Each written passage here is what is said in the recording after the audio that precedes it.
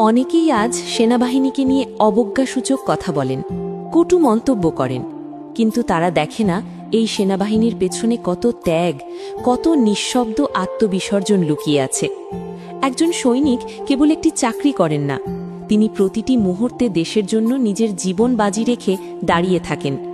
একজন সৈনিক দেশের প্রয়োজনে নিজের পরিবার, স্ত্রী, সন্তান, সুখ, স্বাচ্ছন্দ্য সবকিছু পিছনে ফেলে দায়িত্ব পালন করেন।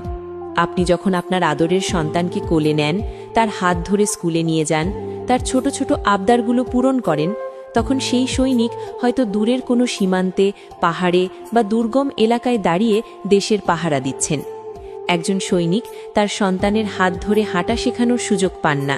তার সন্তানের হাসি, কান্না, অভিযোগ কিংবা আবদার সবকিছুই তাকে দেখতে হয় মোবাইলের ছোট পর্দায়, ভিডিও কলে। সন্তানের বাবা ডাকটা পর্যন্ত অনেক সময় শোনা হয় দূর থেকে, সিগন্যালের ভেতর দিয়ে। আপনি যখন প্রখর শীতের রাতে উষ্ণ কম্বলের নিচে গভীর ঘুমে আরামে ডুবে থাকেন, তখন একজন সৈনিক সেই প্রখর শীত আর কুয়াশায় ঢাকা কোনো দুর্গম সীমান্তে নির্ঘুম দাঁড়িয়ে দেশের পাহারা দিচ্ছেন। ঠান্ডায় জমে যাওয়া হাতেও শক্ত করে ধরে রেখেছেন দায়িত্বের অস্ত্র। শুধু সন্তান নয়, একজন সৈনিক অনেক সময় বাবা মা, আত্মীয় স্বজনদের জীবনের শেষ সময়েও পাশে থাকতে পারেন না।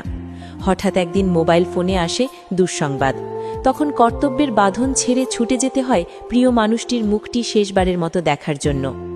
আজ যারা সেনাবাহিনীকে গালি দিচ্ছেন, সেনাবাহিনী নিয়ে কুমন্তব্য করছেন, মনে রাখবেন, আপনি যখন কোনো দুর্যোগে পড়বেন, যখন এই দেশ কোনো বড় বিপদের মুখে পড়বে, তখন আপনার সব অপমান ভুলে সবার আগে যে বাহিনীটি আপনাকে উদ্ধার করতে ছুটে আসবে, সেটি এই সেনাবাহিনীই।